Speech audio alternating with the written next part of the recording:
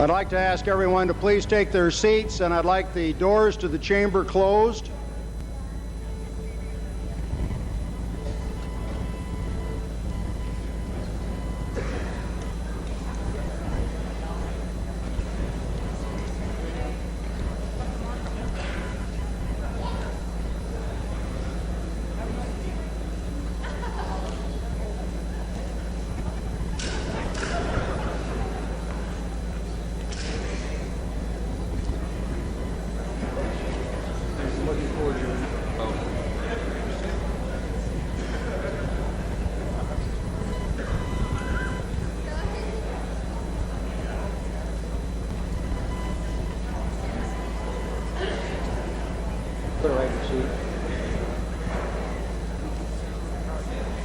I don't know.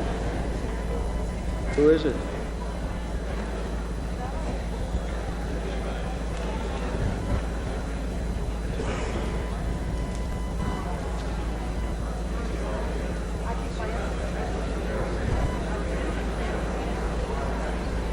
Fantastic. The House will come back to order. The clerk will call the roll. Barnes. Baum. Bauman. Bell. Bryan. Bunn. Burton. Calori. Carter. Cease. Clark. Clarno. Courtney. Durfler. Dominy. Dwyer. Edmondson. Ford. Gilmore. Hayden. Hostica. Hugo. Eldon Johnson. Rod Johnson.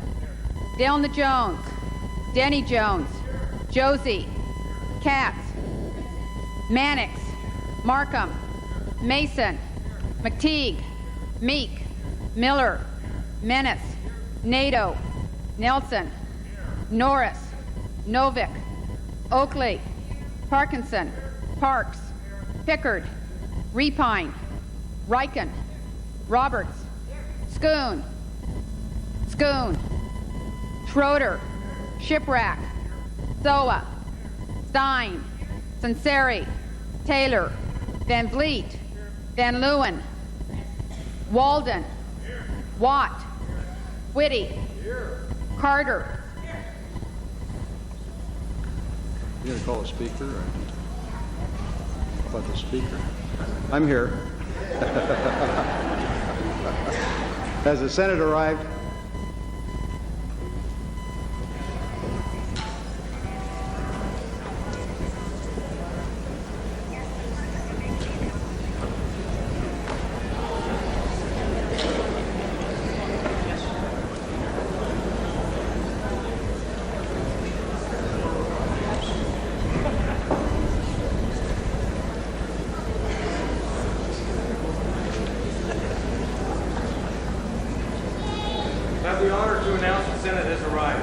Sergeant of Arms will admit the members of the Senate and their staff.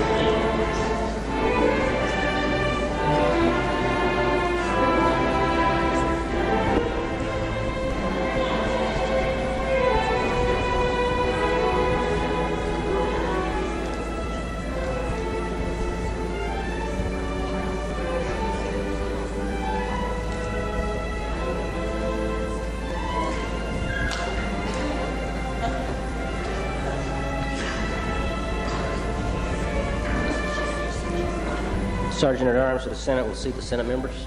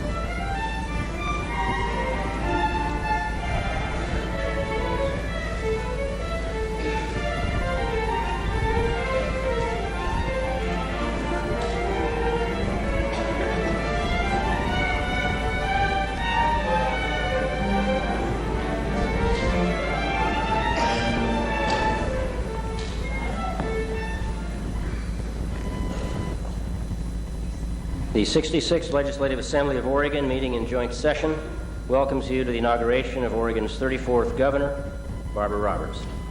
The Secretary of the Senate will call the roll of the Senate.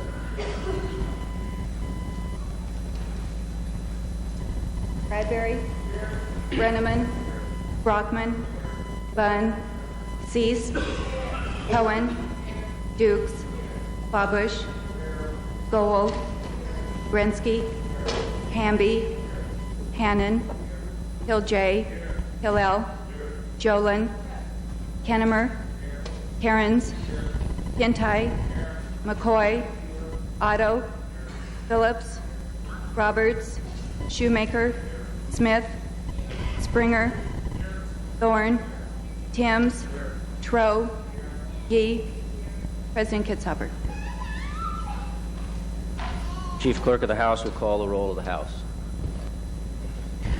Barnes, Baum, Bauman, Bell, Bryan, Bunn, Burton, Calori, Carter, Cease, Clark, Clarno, Courtney, Dörfler, Dominy, Dwyer, Edmondson, Ford, Gilmore,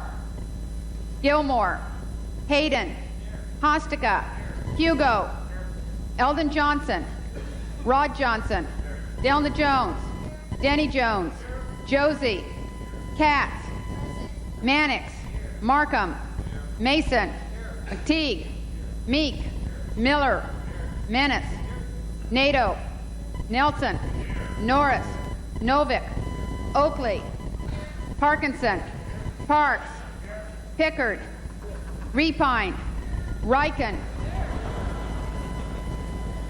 Roberts, Schoon, Schroeder, Shiprack, Soa, Stein, Sanseri, Taylor, Van Vliet, Van Leeuwen, Walden, Watt, Whitty. Mr. Speaker. Speaker Campbell, distinguished guests, and members of this joint assembly. If there is no objection, committees to escort our former governors, state officials, judges of the Court of Appeals and the Tax Court, justices of the Supreme Court, Governor Goldschmidt, and Governor-elect Barbara Roberts will be named by the chair without the formality of motions. If there are no objections, so ordered. Representatives Calori and Carter and Senators Brenneman and Timms will serve as a committee to escort the Honorable Victor ATIYEH, former governor of this state, within the bar of the House. Representatives Denny Jones and Bauman, Senators Larry Hill and McCoy will serve as the committee to escort the Honorable Robert STRAUB, former Oregon governor within the bar of the House. I now appoint Senators Dukes and Hannan, Representatives Gilmore and Minnis, to serve as a committee to escort the state elected officials within the bar of the House. I appoint Representatives Whitty and Baum, Senators Shoemaker and Bunn to serve as a committee to escort the Chief Judge and judges of the Court of Appeals and Tax Court Judge within the bar of the House. I appoint Senators Springer and Hamby and Representatives Mason and Miller to serve as a committee to escort the Chief Justice and the Associate Justices of the Supreme Court within the bar of the House. I appoint Senators Thorne and Cohen and Representatives Katz and Nelson to serve as a committee to escort the Honorable Neil Goldschmidt, Governor of the State of Oregon, within the bar of the House. I appoint Senators Bradbury and Jim Hill and Representatives Stein and Courtney to escort the Honorable Barbara Roberts, Governor-elect of the State of Oregon, within the bar of the House. The escort committees are excused to perform their duties. Others are to please remain seated until our distinguished guests arrive.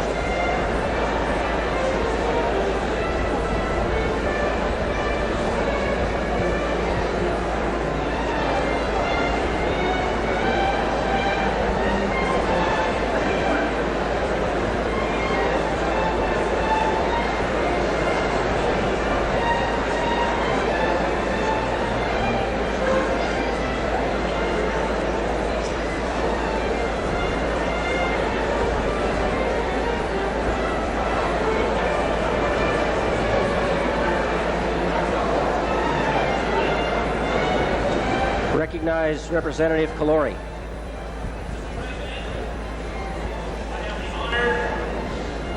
To introduce the former governor of the state of Oregon, Victor ATIYEH.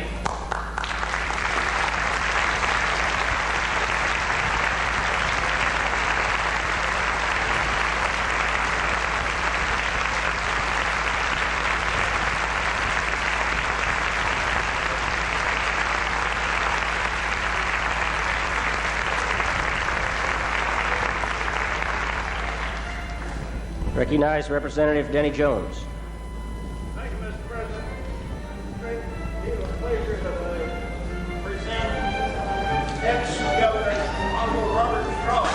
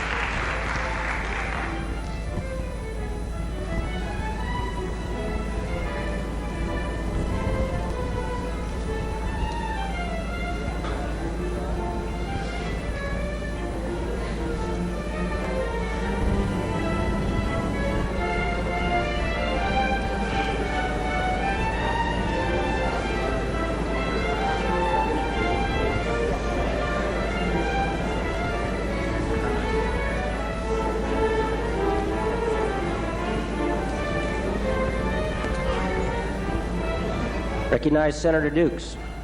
Mr. President, I have the honor to present the state elected officers. Tony Meeker, State Treasurer, Dave Gromeyer, Attorney General, Norma Paulus, Superintendent of Public Instruction. We'll escort the honored guests to the rostrum.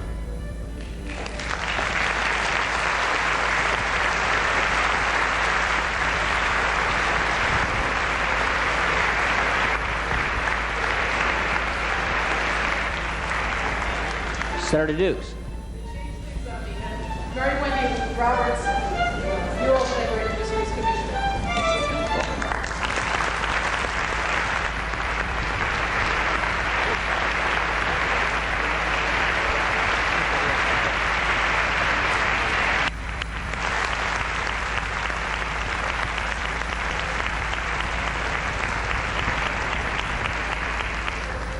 Recognize Representative Whitty.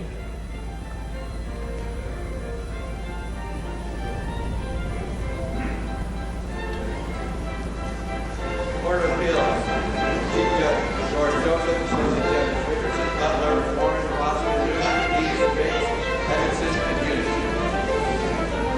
We'll escort the Chief Judge, Associate Justices, and Tax Court Judge to the rostrum.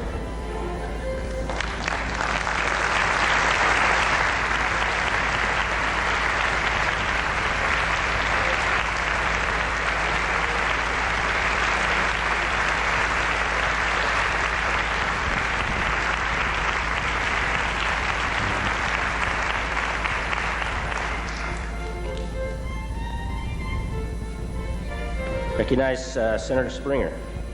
Thank you, Mr. President. I have the honor to present the Honorable Edwin J. Peterson, Chief Justice of Oregon, Associate Justices Wallace P. Carson Jr., W. Michael Gillette, George A. Van Humison, Edward M. Bailey, Richard L. Eunice, and Susan E. Kramer. Please escort the Chief Justice and Associate Justices to the rostrum.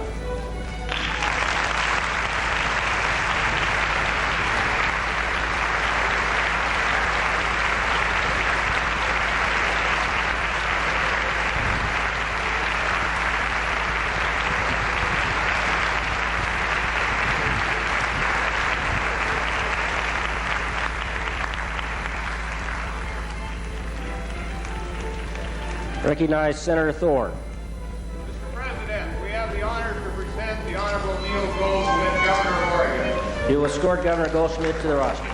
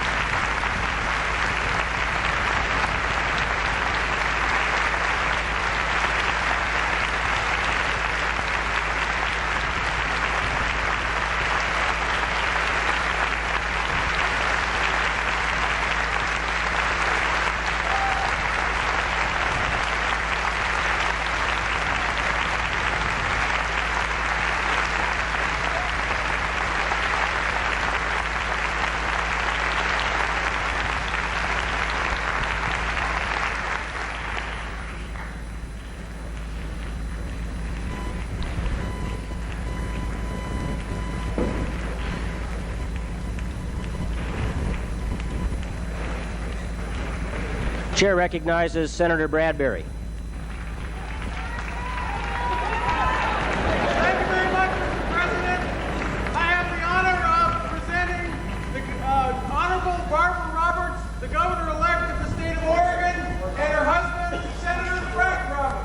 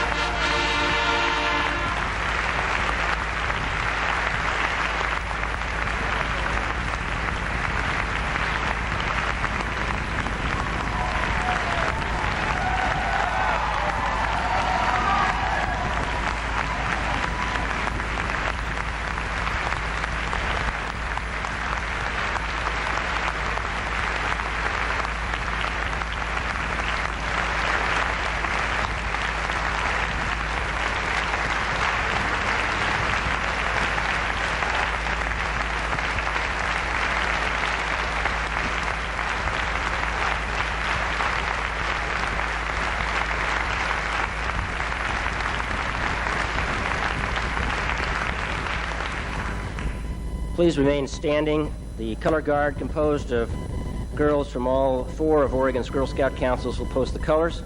The members of the color guards are from the Western Rivers Council, Kendra Wise, Danielle Ing, Tanissa Johnsrud. From the Columbia River Council, Wendy Lee Ware, Jennifer Zimmerman, Ann Bachman.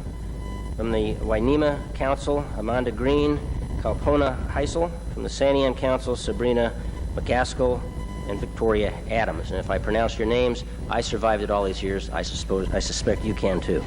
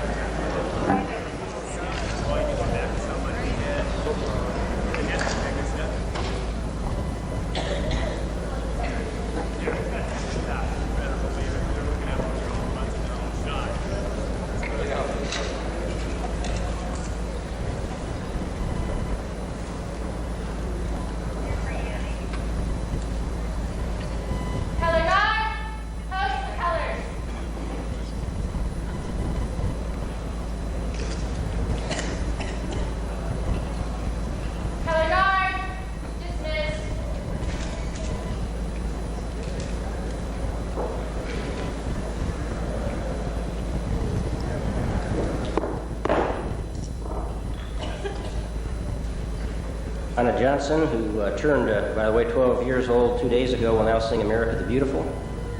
Anna is a student at Lake Grove Elementary School, and she sings with the Portland Symphonic Girls Choir. One gavel, sit, 3 stand.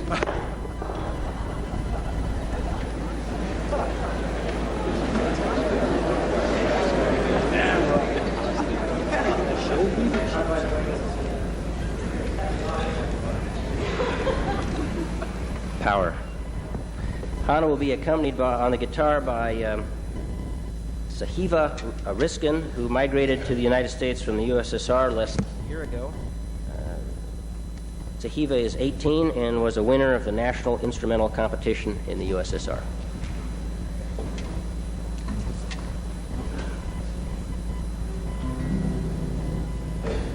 Oh, beautiful for spacious skies, for amber waves of grain, for purple mountain majesties, oh,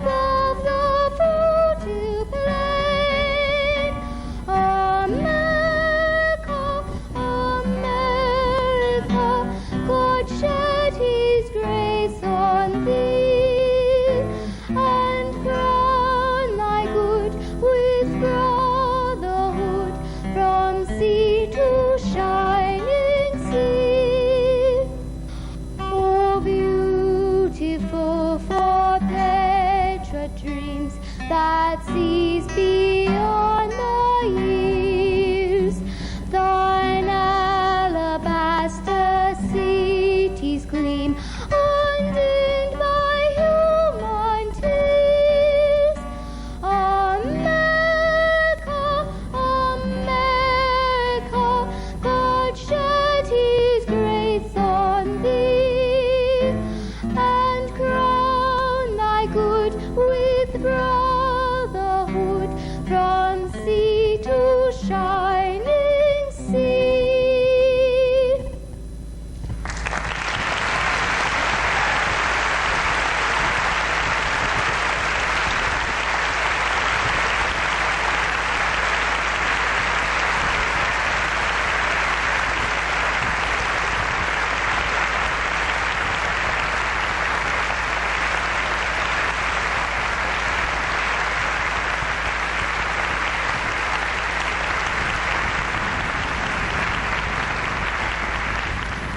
On behalf of the Joint Assembly, I would like to thank Hannah and Sahiba Riskin for their participation in this morning's ceremonies.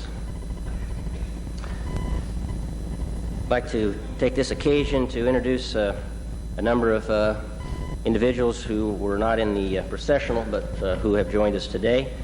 Representative Les Aucoin and Sue Aucoin, Representative Juan Wyden,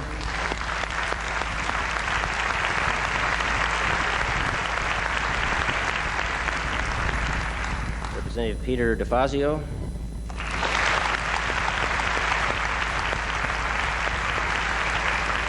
Representative Mike Kopetsky and Linda Zuckerman,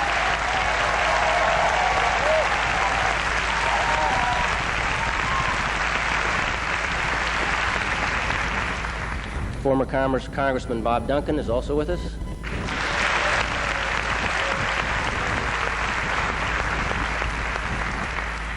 Major General Raymond Reese,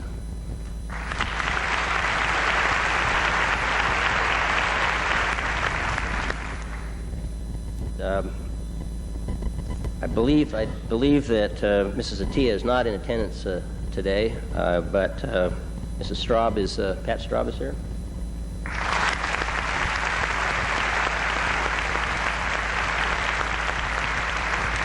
And also former State Supreme Court Justice Betty Roberts.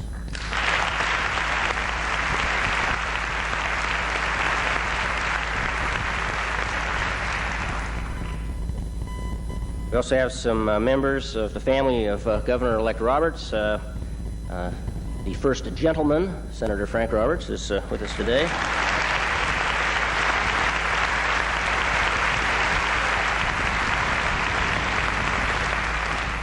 Carmen Huey, who is the Governor-elect's mother.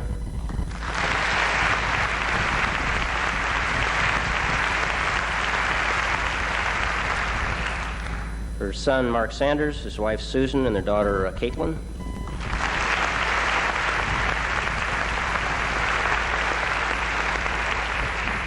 And her sister, Pat Welter.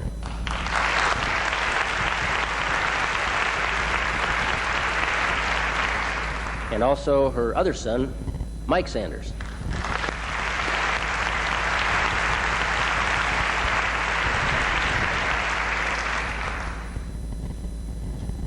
This time, an inspirational message will be given by Oregon author Barry Lopez. Mr. Lopez lives on the McKenzie River in Lane County. He is the author of Arctic Dreams, of Wolves and Men, Crow and Weasel, and other works of fiction and nonfiction.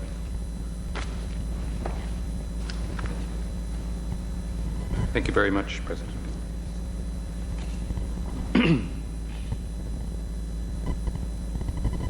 The landscape that we call Oregon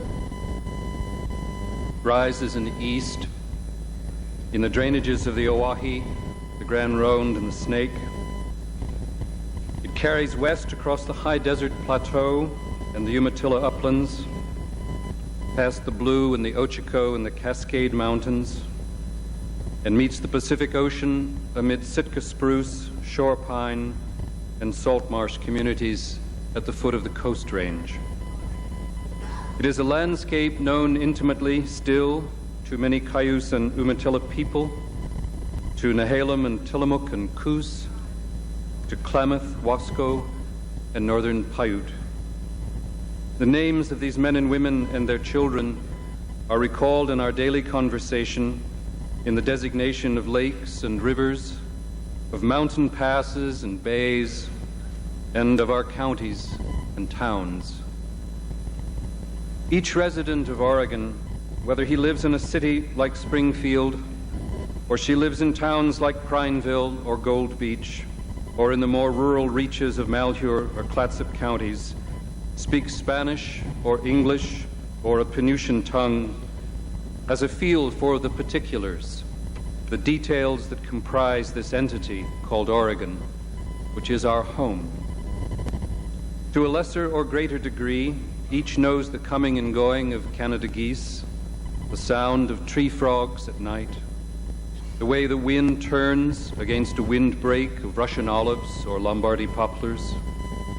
To a lesser or greater degree, we know the feel of salal and sword fern underfoot, the ghostly quality of Indian pipe, the sound of Multnomah Falls, the feel of heat rising from the Alvord Playa. Each one of us sees the landscape of home in a different way, is partial to one or another sort of beauty, and certainly feels to a lesser or greater degree the desire to behave intelligently and courteously toward the land. Our strength as a people and our difficulties as individuals lie in this diversity. We pray as individuals that our actions, not simply toward the land, our home, but toward each other, be marked by grace, by compassion and wisdom, and by good humor. In the complex ordering of our individual social lives, which includes our employment, our schooling, our evenings at the theater and our trips to the library, our volunteer counseling, our fishing for steelhead, our ministrations to fences and family dogs, to livestock and strangers, and our gardens. In all of this, we can have no easy agreement about a right and only way. It is not in the nature of things. The diversity of our land, our home, teaches us this. And this is why, in attempting to sort through and legislate community issues as labyrinthine as land use, or as volatile as the raising of taxes, we put such a high value on patience, on courtesy, and thoughtful or painstaking preparation. We defer as individuals to an elusive but comprehensible common good.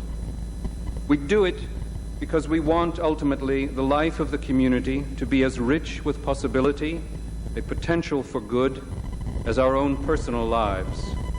We want to live in a good place, and we become willing to share the responsibility for it. If the health, the wealth, rather the richness of the home we call Oregon lies in the integrity of its waters, its clayey and loamy soils, its plants and wild animals, our communal wealth as a part of Oregon lies in the way we belong to this landscape, how thoughtfully we occupy it as a society. Each of us, in an individual way, strives to live a dignified and worthy life and to provide for the possibility of this life in our families, for our children and our parents. To do this collectively over so vast and complex a landscape as Oregon, we support a system of delegation, of political decision-making, which is never perfect, but which is often the best human beings can do. Today, on the inauguration of Barbara Roberts and a new administration, with the formidable issue, for example, of Measure Number 5 before us, in a chamber where men and women will do their best on behalf of those of us who do not sit here, who play no direct role, we offer Barbara Roberts and her staff and our legislators our trust, our support, and our patience. We ask you to do well by us, to take our votes for you to your heart. We offer you our continuing belief in the worthiness of this enterprise of defining over and over again what it means to lead a good life here in Oregon. We live in a beautiful landscape. Its wealth is a wealth beyond measure or even perception. We hope here for lives defined by high ideals. We express the hope in a simple desire to to which we too as citizens commit ourselves, that this administration ring with integrity, with intelligence, with human warmth and laughter, so that we will be able to say it is not only the hills, the trees, and the salmon that have done well by us, but that we have done well by them, that our behavior toward the landscape we call Oregon will welcome our next generation. Thank you.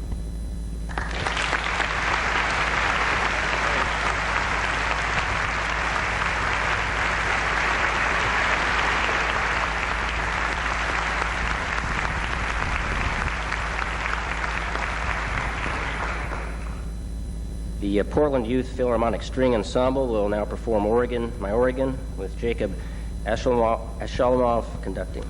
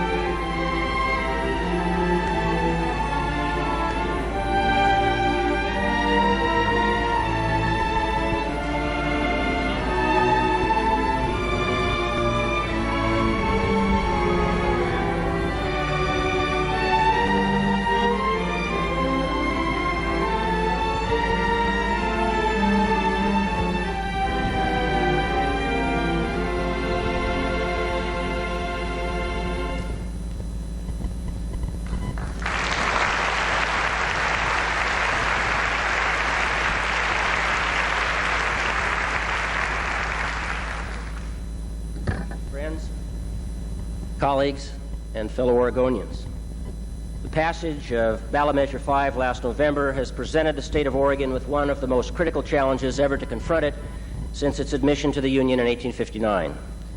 But it is a challenge that can be viewed either as a cause for despair or an opportunity for positive action. Those who take the former view are not without justification for their despair. Despair because of the sheer magnitude of the revenue loss involved. $633 million this biennium, $1.5 billion next biennium, $2.9 billion in 1995.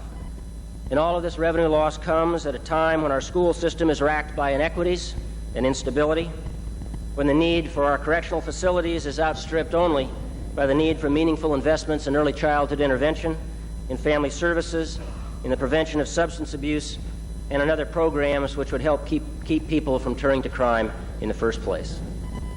Despair because the revenue loss comes at a time when the state is reeling under the burden of new and onerous mandates imposed by a federal government that has not only shown itself utterly incompetent in managing its own fiscal affairs, but which now contemplates a further erosion of urgently needed domestic investments in education, in housing, in environmental quality, and in infrastructure in order to fight a war of uncertain and ambiguous objectives and incalculable consequences in the Persian Gulf.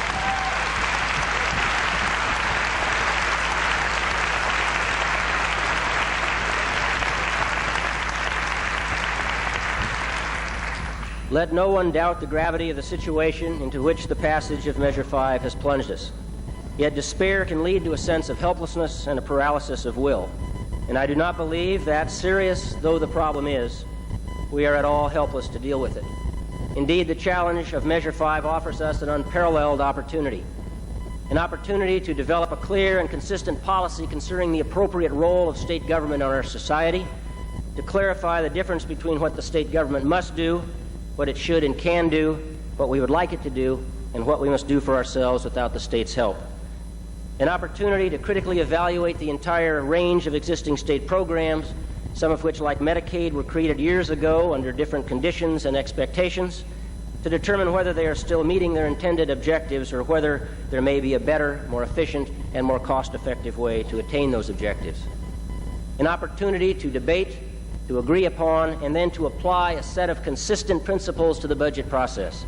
The principle of equity, the principle of providing the greatest assistance to those least able to care for themselves, the principle of protecting programs like migrant daycare, Project Independence, and school-based health clinics which are unable to draw upon other revenue sources, the principle of emphasizing prevention as the best means of long-term cost avoidance, the principle of emphasizing need and ability to pay in all of our budgetary deliberations. Finally, this crisis offers us an opportunity to demonstrate clearly to the citizens of the state of Oregon the relationship between the taxes they pay and the state services they desire and receive.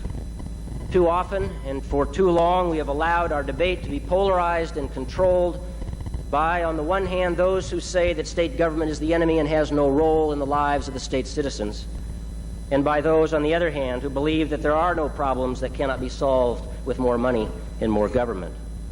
The truth, of course, lies somewhere in between, and it is this reasonable middle ground that we must seek. And to find the middle ground, we must make sure that we have a clear understanding of the problems we are trying to solve, how these problems are related, and what policy objectives we are trying to achieve. Let me illustrate this assertion with an example from an area with which I am particularly familiar. A principal reason why we have been unable to resolve the growing crisis in health care cost and access is that few of us have ever stopped to identify what our real objective is, and thus we end up debating the wrong question. Until a year or two ago, the debate in Oregon and across the nation is centered on access to health care as the main objective. But if we carry our analysis of the problem a little farther, we will see that the real objective is not merely to guarantee people access to health care, but rather to keep people healthy. That is, health care contributes to good health, but it is not synonymous with good health. Many factors besides health care are required to assure good health. Women fail to get prenatal care, for example, not just because they lack insurance coverage for it, but because of transportation barriers, communication barriers, a lack of daycare, and other factors. And infant mortality reflects more than just a lack of prenatal care. It also reflects housing problems, environmental problems, teenage pregnancies, and the enormous and intractable problem of substance abuse. Health care, then, is an important means to an end, but it is not an end in itself. We cannot permanently improve the health of our citizens if, for example, we continue to spend money only on the medical complications of substance abuse, yet ignore the social conditions that lead to addiction in the first place. And that means dealing effectively with education, with housing, with environmental problems, with income maintenance, and with economic opportunity. Whether or not a child has a warm coat and shelter in the winter is not a health care problem, but it is certainly a health issue. We must adopt this kind of perspective on all aspects of the 1991-93 budget, but nowhere will that challenge be greater than in the area of education. Throughout last summer and fall, and on to the present moment, there's been a growing demand to make education our #1 priority in this legislative session, and to meet that priority by funding basic school support first and fully. Under the constraints Ballot Measure 5 has put on us, that means to hold harmless the basic school support budget at the expense of all other budgets which the state must fund. We have been told that in the next few weeks the Capitol will be visited by an army of citizens, well-meaning, dedicated, who want to impress upon those of us in the legislature the importance of making education the top priority under these terms. This politically and emotionally charged situation is a prime example of the need to look beyond the rhetoric in order to find the policy. There is no doubt that educating the state's children should be among the highest priorities, and few would argue that there should not be increased state support. But just as there is a fundamental difference between health care and health, so is there a fundamental difference between basic school support and education. To equate the two is to ignore the fact that just as there are many factors besides health care required to assure good health, there are many factors besides basic school support needed to assure good education. We should not lose sight of the fact that our objective is not simply to fund basic school support, but rather to educate our children. Basic school support is, like health care, a means to an end, but like health care, it is not an end in itself. To hold this budget harmless, to exact the full price of Measure 5 from the budgets of human resources, natural resources, and corrections, to name just a few, would not only be inequitable to the needs of the state as a whole, it would not assure the accomplishment of our real objective of well-educated children. Those children who come from dysfunctional families, whose parents are unemployed, who have no housing in which to seek shelter, who have no warm clothing in the winter, who are malnourished, who are abused, who are neglected, those children will be at a terrible disadvantage in our classroom, regardless of the level of state funding for our schools. It is therefore incumbent upon all of us, the new governor, on the Speaker, on myself, and on other members of this legislature, and upon every Oregonian, to cast aside narrow parochial concerns and agendas, and to help develop a budget that is not merely an accretion of various programs fought over by groups of individuals or by organizations who see their role in the process as merely protecting a specific piece of the pie, but rather to develop an integrated budget document which carries our specific policy objectives for this state and for its people. And finally, the important issues now confronting the legislature and the people of this state are not, in fact, partisan issues. They are philosophic issues, but not partisan issues.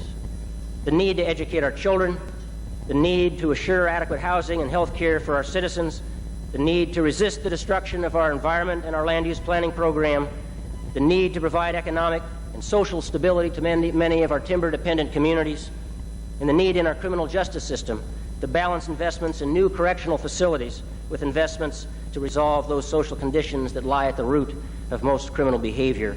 None of these are Republican issues or Democratic issues, nor are they issues for independents or libertarians. They are common issues, ones that face all citizens of this state.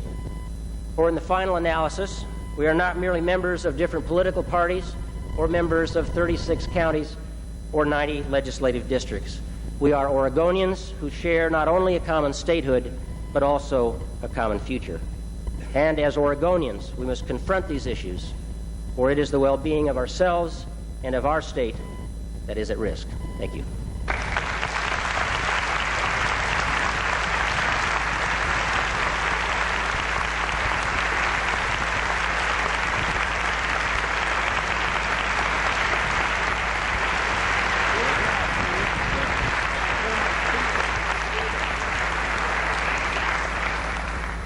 Thank you very much. This time I would like to introduce the Honorable Larry Campbell, Speaker of the House of Representatives, who will canvass and publish the votes cast for governor. Speaker Campbell. Thank you, sir. Thank you very much, Mr. President. I want to thank the governor-elect, soon-to-be governor, for giving me an opportunity to share a couple of comments with you, as the President of the Senate has, before I canvass the vote of the election of governor. And basically, there's some wags in the Capitol who have suggested that the President of the Senate, the governor-elect, and my speechwriters are all the same, because we sound a lot alike on many subjects. And I think that's an excellent sign. I'd like to start by saying, governors of the past, governors of the present, and governors of the future, distinguished colleagues and honored guests, it's a great honor to be with you today as we begin this session of the legislature. The 91st may be one of the most historic sessions in the history of our state. We have before us this session perhaps the greatest challenge, and the President has already referred to that challenge. The message has been given to us by the people of the state of Oregon, and we believe that that message is very clear. We must streamline state government.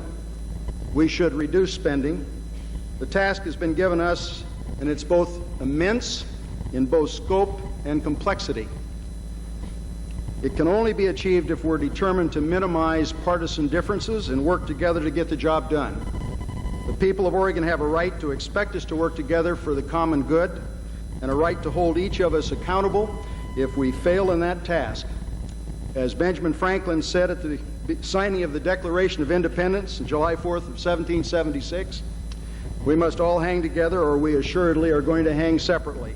And I think that speaks for our job ahead of us in this particular session of the Oregon legislature. Oregon's government, again, as the President has referred, is not Republicans and Democrats. Oregon's government is a rancher from Harney County, a sales clerk from Portland, a homemaker from Eugene, a logger from Coos Bay, and a first-grade student from Roseburg. These are the people who have given us their trust. These are the people to whom each of us owe our first allegiance. I hope that the challenge of Ballot Measure 5 will bring out the best in the many talented people now serving state government. Too often we have chosen the familiar without exploring the alternatives. Ballot Measure 5 has shaken us out of that complacency. The people of Oregon are forcing us to look at government in a new and different way. The talent is here in the House, the Senate, and the governor's office to cooperate in meeting the challenges that we have been given. Governor Roberts, as a past majority leader in the House of Representatives, thoroughly understands and respects the legislator's role. Her willingness to work with us and to listen to everyone and to share in the time before her swearing in as governor has been impressive. John KITZHABER has served with distinction as President of the Senate since 1985. He understands how to get things done, and he's committed, as you can tell by his remarks, to making sure that things indeed happen. There's much work to be done, real work and tough work. Let our objective in the days ahead be achievement for the people of Oregon. The members of the House look forward to working with you, Governor Roberts, President KITZHABER, and with all of our colleagues in the Senate. Ladies and gentlemen, it's time for us to go to work. And now it's with great pleasure that I announce, as is identified in Section 4, Article 5 of the Oregon Constitution, Larry Campbell, as the Speaker of the House of Representatives, has hereby examined the voting returns from the last general election for the office of Governor of the State of Oregon and find that the Honorable Barbara Roberts has received the highest number of votes cast for the office and has been duly elected Governor of the State of Oregon.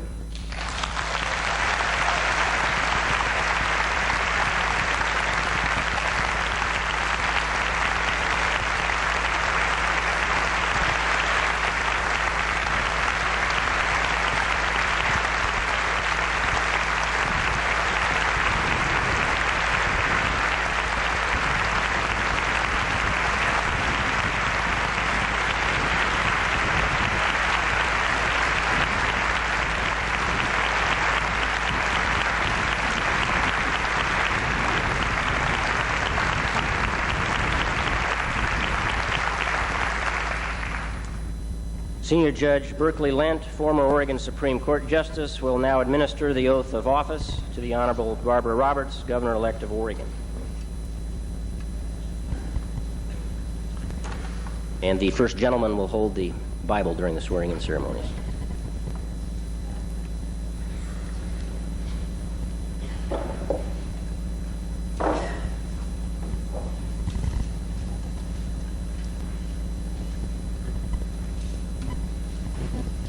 There's a certain sense of deja vu here. In 1974, both of you were before me, at which time Barbara and you, Frank, also made certain promises as spouse to spouse.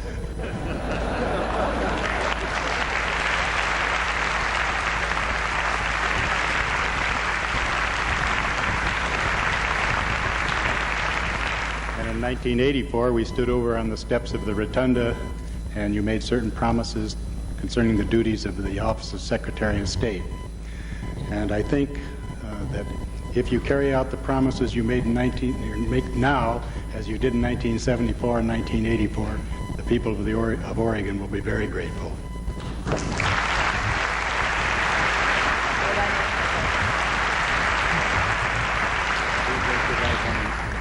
I, Barbara Roberts. I, Barbara Roberts. Do solemnly swear. Do solemnly swear. That I will support the Constitution of the United States. That I will support the Constitution of the United States. And the Constitution of the State of Oregon. And the Constitution of the State of Oregon. And that I will faithfully discharge the duties. And I will faithfully discharge the duties. Of the office of Governor. Of the office of Governor. Of the State of Oregon. Of the State of Oregon. According to the best of my ability. According to the best of my ability. Congratulations.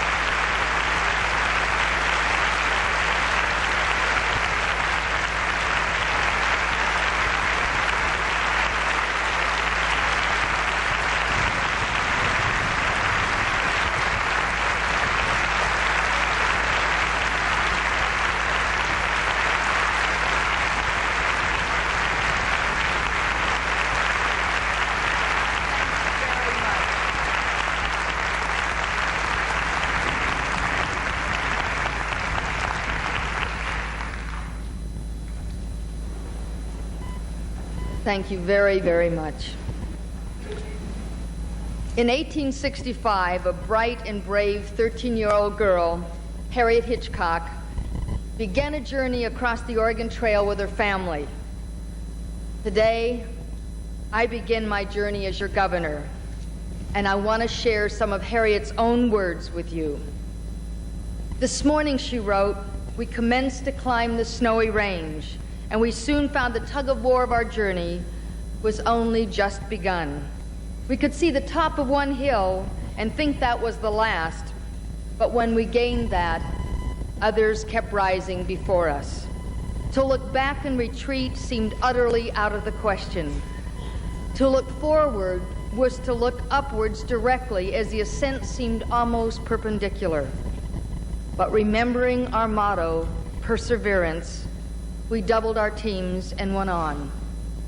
At last, when all hope had nearly left us, we found ourselves at the top of that beautiful range.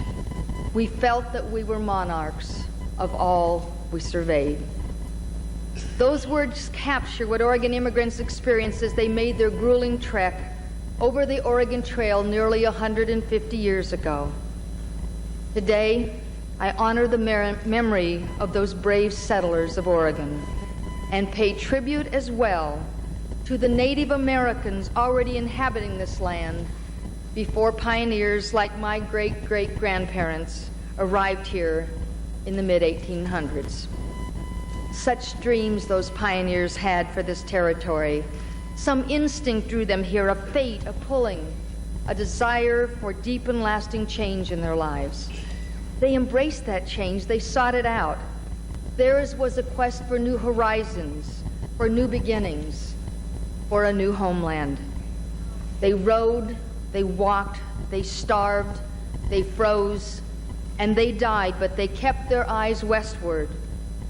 They gave us Oregon.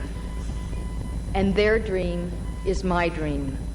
That as a governor of this state, when my term is complete, we will have traveled along this generation's Oregon Trail and come to a better home. And 150 years from now, as future generations look back on our journey, how will they see us? Will they see us as pioneers? Will they marvel at our ingenuity? Or will they scoff at our feeble attempts to keep our balance as the old and new Oregon collide and spin into the 21st century? Will they speak of our courage, our creativity, our care and stewardship of the future? Or will they see us as short-sighted, self-centered, greedy, timid? For each generation has but one chance to be judged by future generations, and this is our time. So let me be very clear. I do not wish to be judged as an Oregonian who made decisions isolated from the future.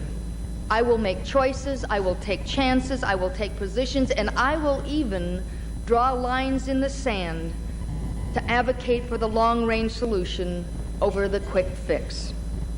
I will begin today with a commitment to invest in and enhance Oregon's human assets and Oregon's natural assets. And as I work for a better Oregon, I don't want you cheering me on from the sidelines. Oregon's future is not a spectator sport. We're all in this together. This is our time. We must not be afraid of change. Because we've always done it that way is not a valid excuse for anything. I'd love to stop talking about what Oregonians won't accept and begin discussing with you what you will accept. I want to be able to tell you the complete and honest facts about our state. I want to be able to brag when we get one right. I want to be able to tell you straight out when I make a mistake.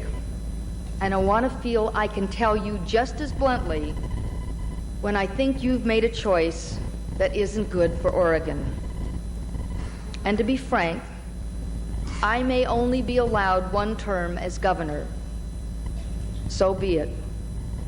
For my only desire as your governor from this day forward is to lead Oregon along this trail to a better place than where we started. My decisions will be based on what's best for Oregon. The Barbara Roberts administration will be one of openness, of truthfulness, of accountability. I will be tuned to the next generation, not the next election.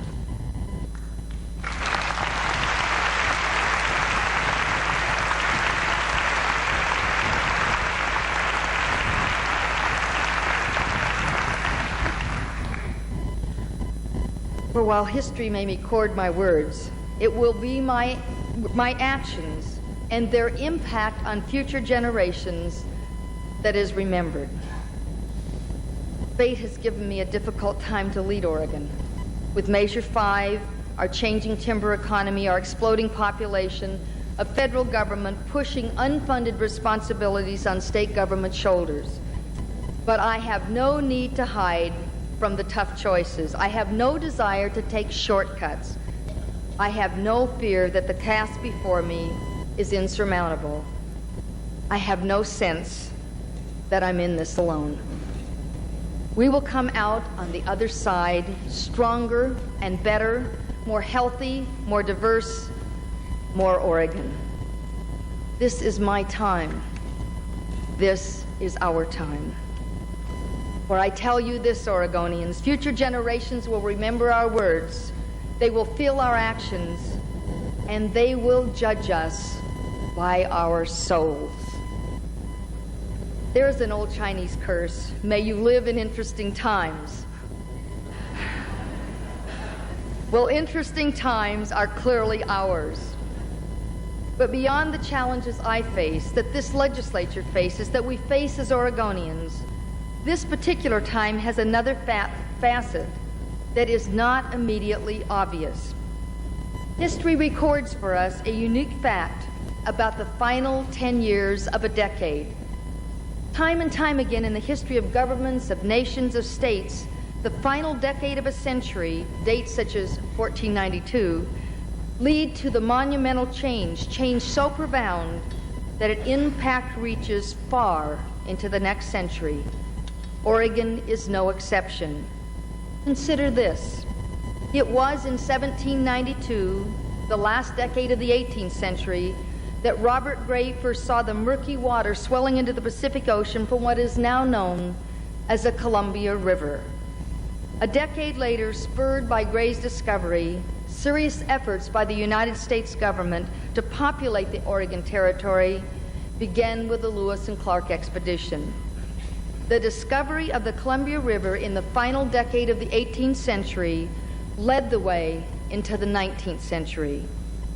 100 years later, in 1898, William Moran and his Direct Legislation League sought to eliminate the political corruption plaguing Oregon.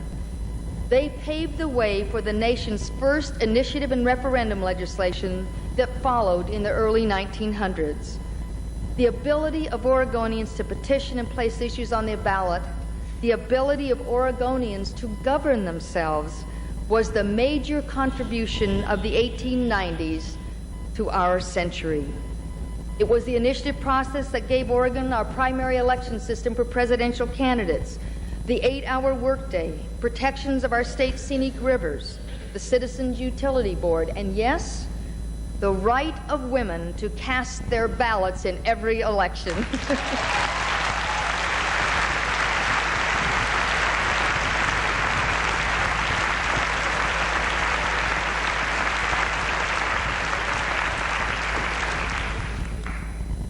And it was also that movement of self-legislation which led to the passage in November of the ballot Measure 5 we have spoken of today. Now, some may argue that this fundamental change in how we fund education and the corresponding decrease in property taxes will be the major contribution of the 1990s to the next century. I disagree. I certainly can't argue with the fact that Oregon now faces a critical challenge to the future of our state. We know we must respond to the wishes of a citizenry committed to property tax relief and government accountability. I agree. But I believe when Oregonians feel the weight of the axe they wielded in November, they will realize they did far more than give themselves a tax break. They will have cost other Oregonians their lives and their livelihood. And I believe in the end, the citizens of this state will rightly decide our investment in the future of Oregon, in our children and grandchildren, demands a more responsible version of major property tax relief. The budget I have presented to the legislature encompasses accountability, belt-tightening, and a responsible answer to the Oregon electorate. And as we move toward the next biennium, I will ask Oregonian voters to show that same accountability, to choose a responsible answer for Oregon's future. This administration will not be consumed by ballot measure 5. We understand its implications and limitations, and we will deal decisively with those issues. But ballot measure 5 will not be the battering ram that some expect it to be. It will not topple this administration, nor will I allow it to cripple state government.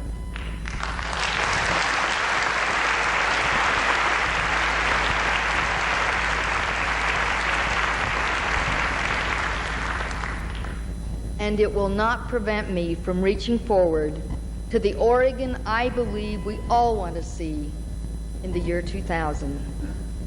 Ask yourself this, Oregonians. Do we want our children stumbling into the next century or racing into it, prepared, heads held high, sure of themselves, and sure and proud of Oregon? My vision of Oregon begins with hope. It begins with acceptance of each one of us for who we are. It knows no prejudice toward color or ethnic background or gender. My ideal Oregon, like the Oregon settled 150 years ago, brings together diverse people, and it provides them an opportunity to live and work and grow together. In my vision of Oregon, I see a well-prepared, fully employed workforce earning good family wages. I see a healthy economy constantly diversifying, economy where a high-quality product is the Oregon trademark. It is an economy that cherishes and nourishes our natural resources and wisely uses, not abuses, our land, our air, and our water. Imagine an economic climate where profits and workers are both spoken of with mutual respect.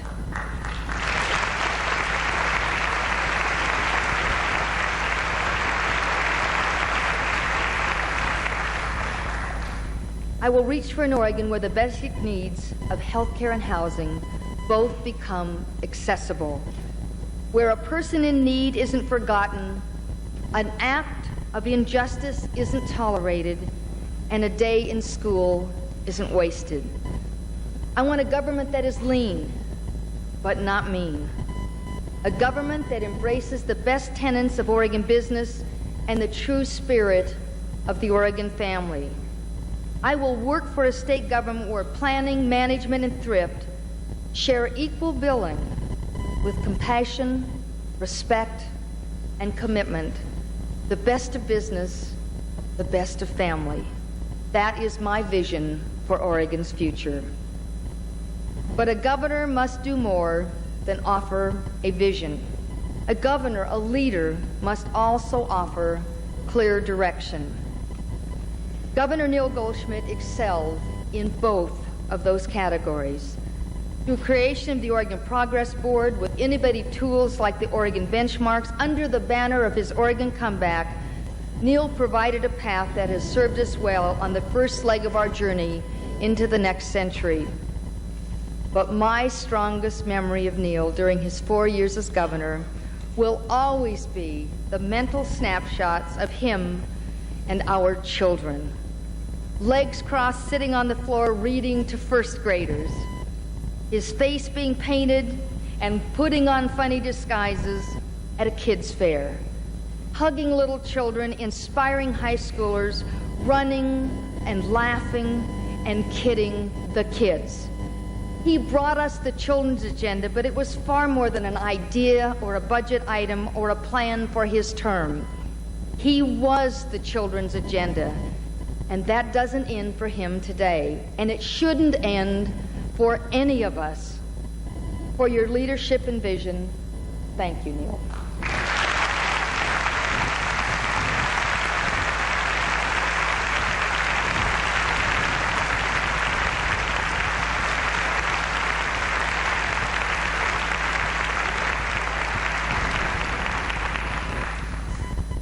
And now, we must move forward again. Oregon citizens have expectations of their state government. I have expectations of our citizens and communities. And in reality, government only works well when it is in accord between its elected leaders and its people. It is time to concentrate on rebuilding the partnership between citizens and leaders to refine and reaffirm the Oregon Accord. Only in this way will we be prepared to face the challenges of the future together. And Oregon is beginning to face tremendous challenges to its livability.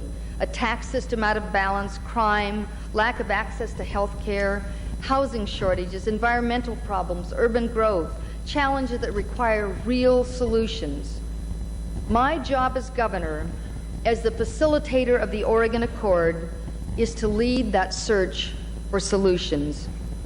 I believe there are three key areas where Oregon needs immediate and measurable progress: in developing a better prepared workforce, in keeping Oregon and its communities livable under the pressures of growth and change, and in overhauling Oregon's tax structure to guarantee major property tax relief while assuring funding for our children's education and investment in our future.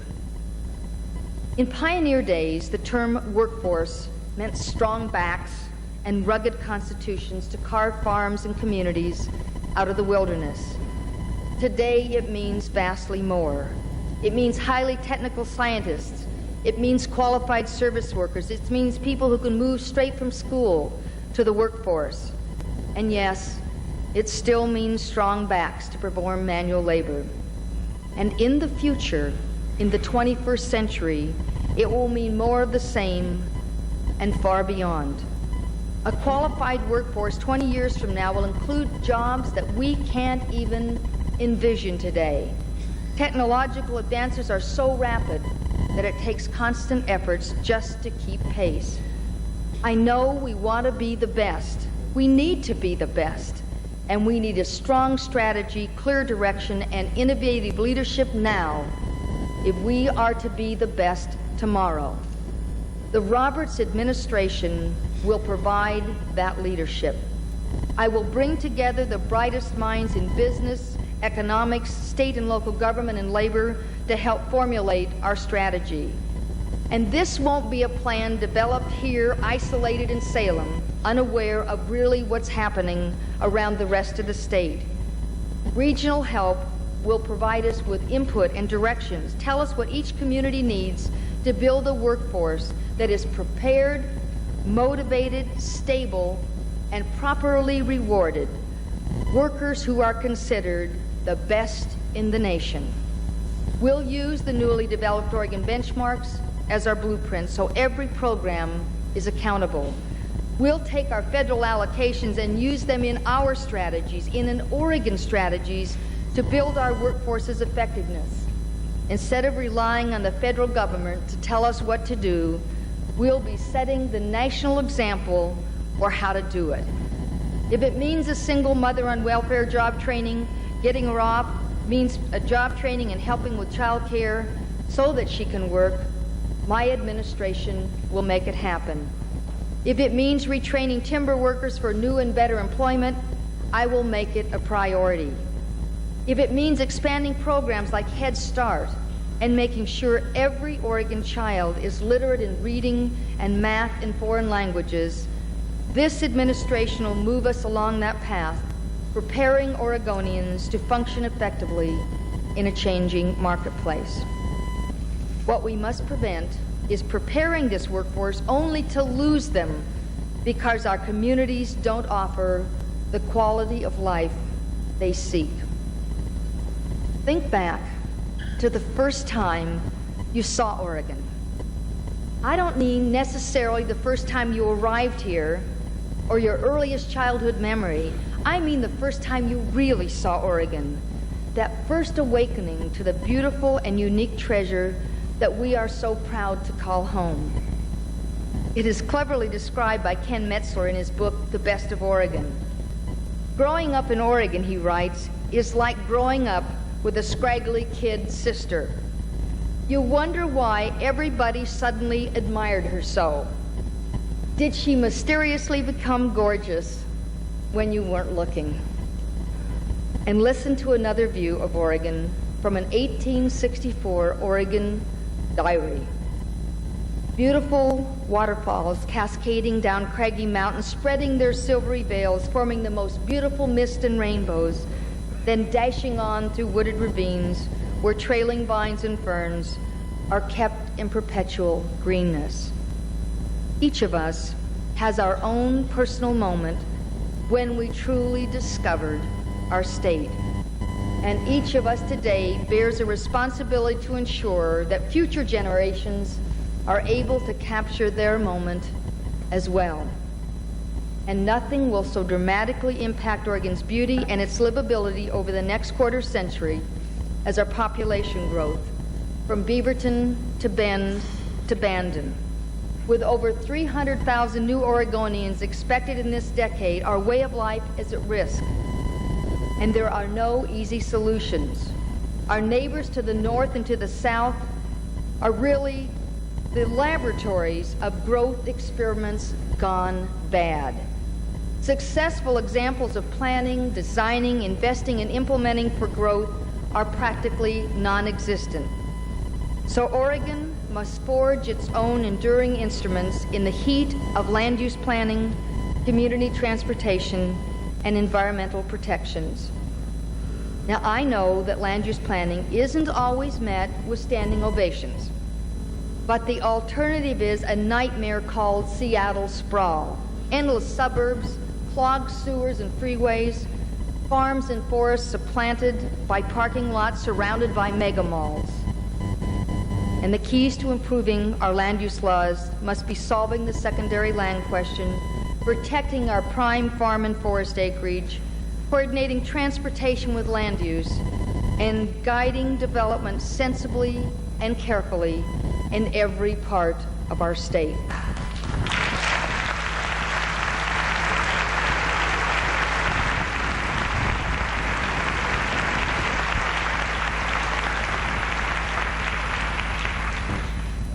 A livable Oregon with healthy communities will emerge from such high standards of growth and environmental commitment.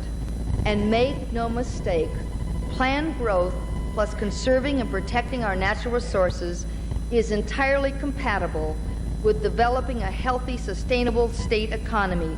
Oregon will show this nation it can be done.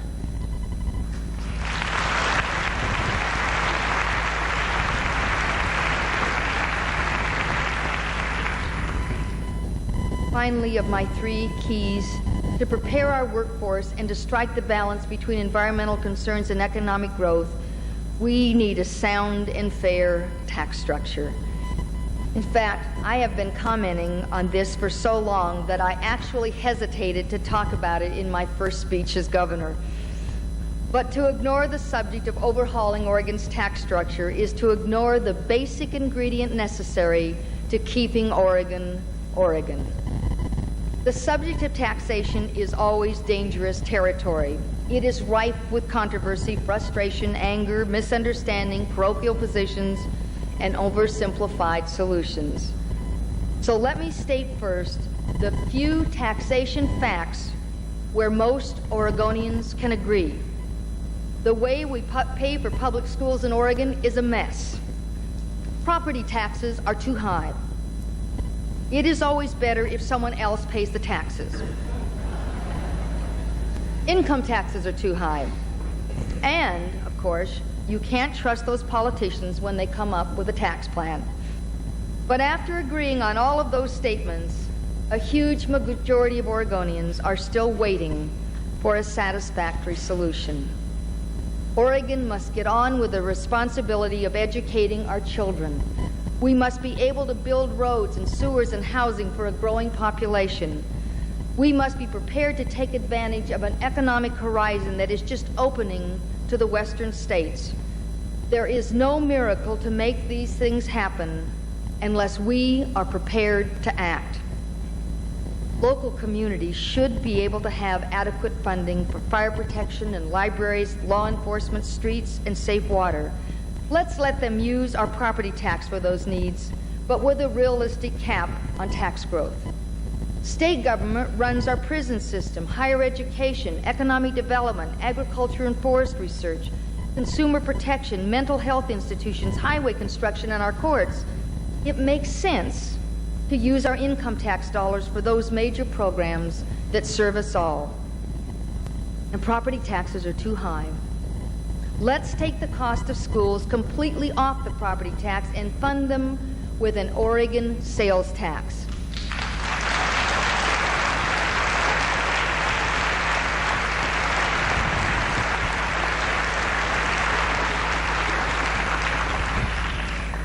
A sales tax is not evil.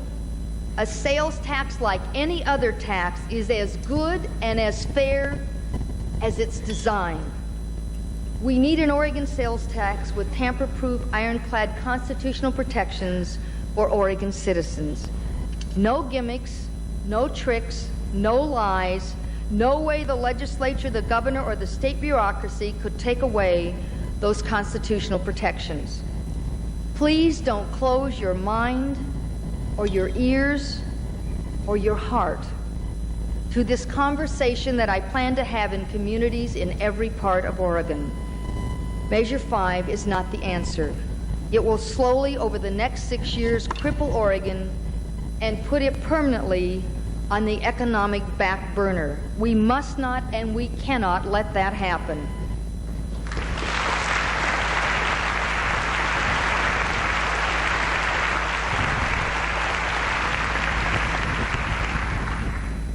Sometime between November of this year and May of 1992, I would like you to have an opportunity to reevaluate the decision Oregon made on Measure 5.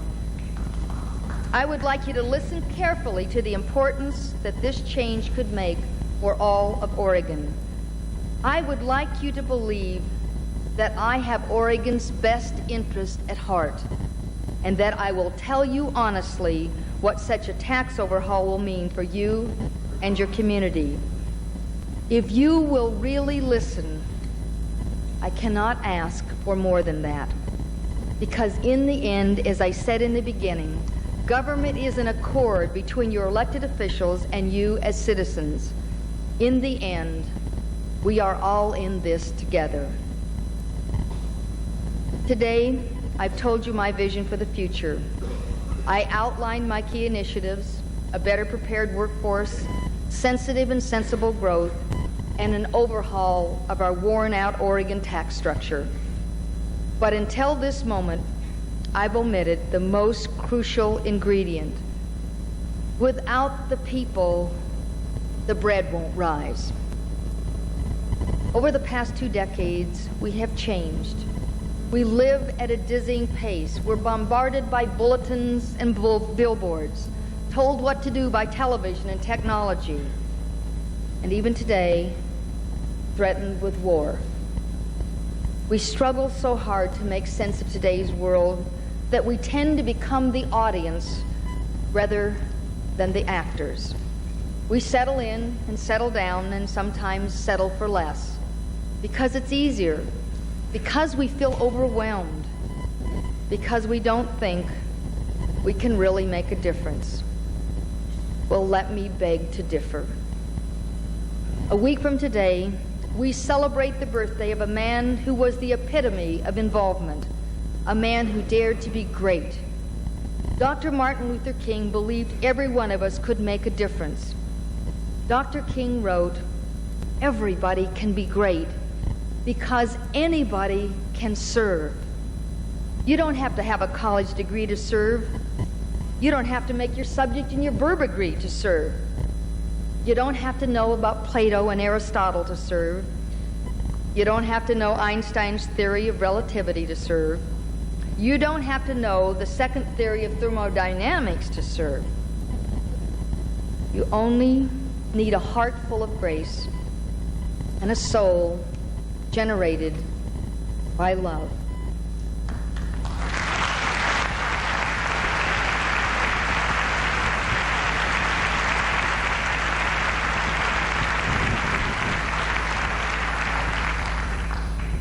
Sure, you say, anyone with the eloquence and the grace of Martin Luther King can serve, but what about the rest of us? You are looking at a woman who raised 2 children, one of them autistic, by herself. You are looking at a person who struggled for years just to make ends meet. You are looking at a part-time student still working and committed to earning my college degree.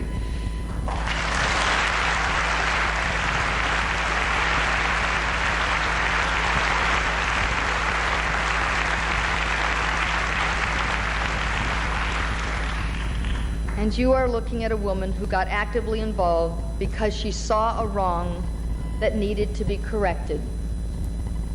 And today, you are looking at the governor of the greatest state in this nation.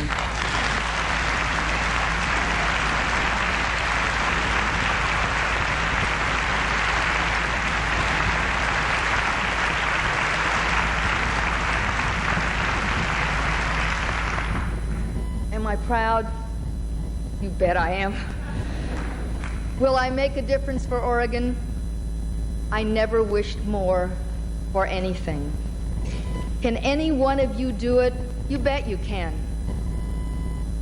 For each generation has but one chance to be judged by future generations, and this is our time.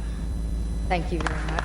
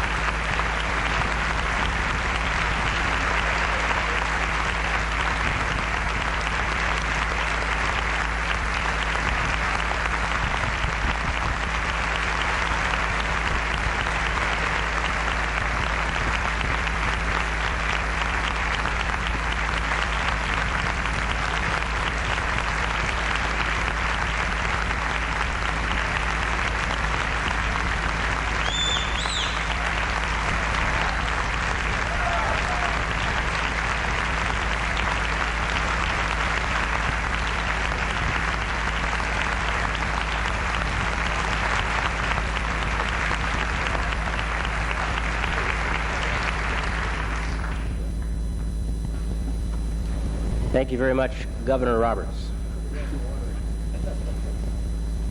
The Concord Choir, dedicated to affirming peace and harmony, will sing Great Day, Brand New Day, arranged by choir director David York. Soloist Linda Hornbuckle joins them.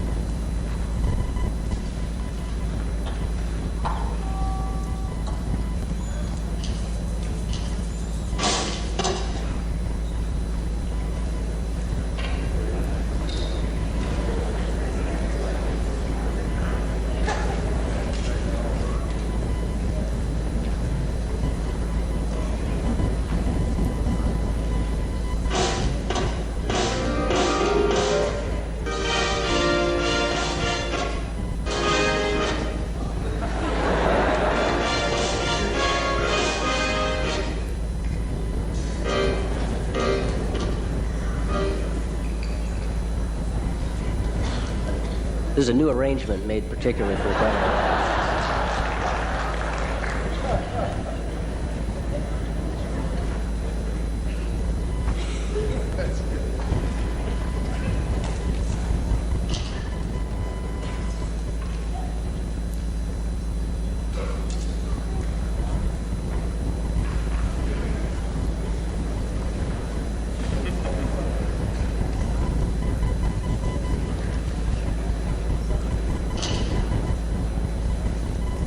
So our sound isn't cooperating, and in tonight's arrangement, acapella also, so we'll sing it that way.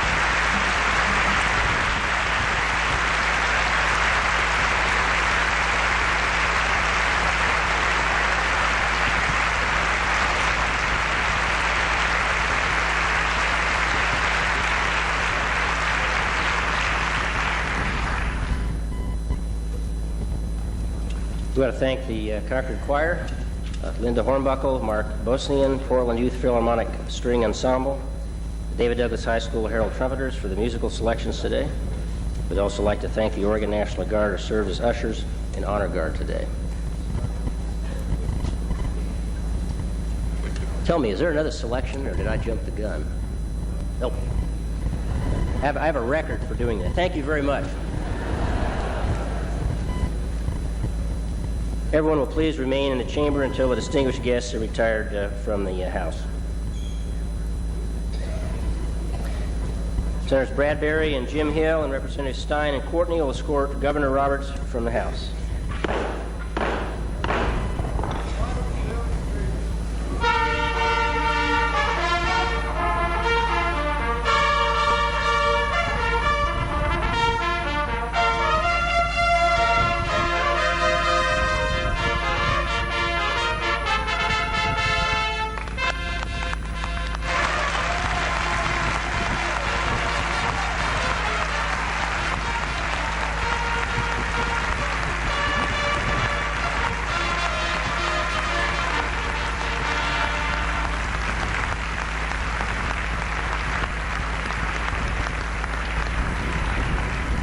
Senators Thorne and Cohen and Representatives Katz and Nelson will escort Governor Goldschmidt from the House chamber.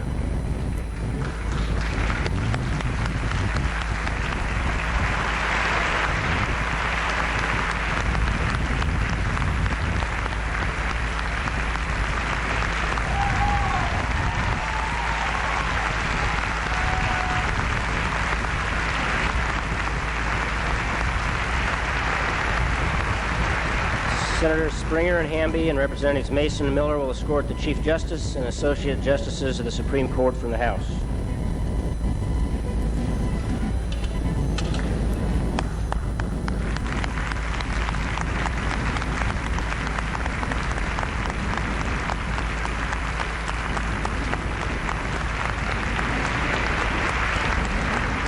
Representatives Whitney and Bound, Senators Shoemaker and Bunn will escort the Chief Judge and Associate Judges of the Court of Appeals from the House and the Tax Court Judge.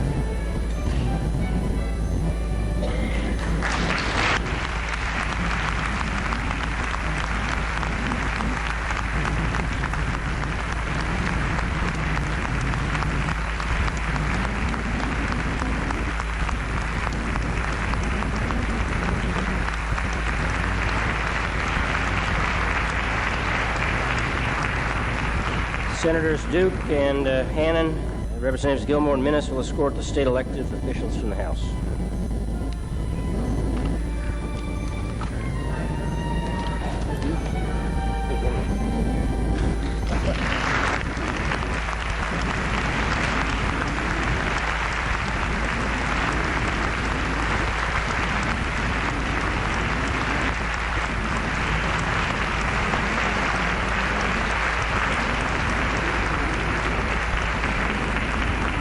Representatives Denny Jones and Bauman and Senators Larry Hill and McCoy will escort Governor and Mrs. Straub from the House chamber.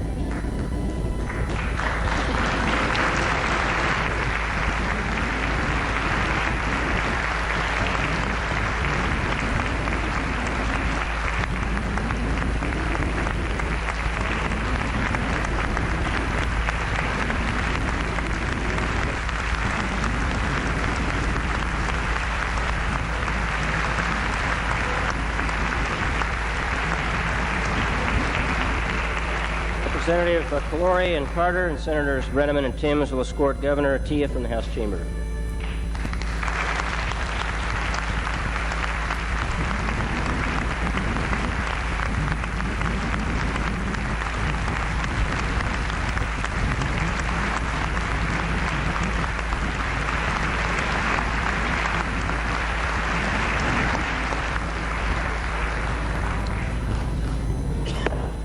The Senate is in recess until 2:30. The House is still in session, but at this time I declare the Joint Assembly adjourned.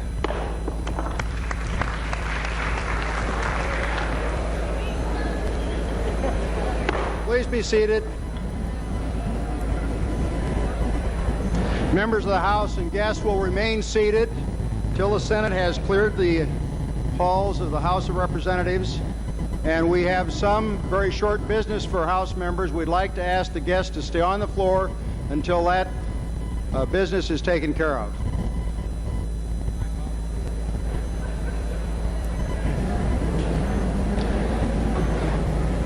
Are there any announcements from members of the House of Representatives? Mr. Speaker. Representative Jones.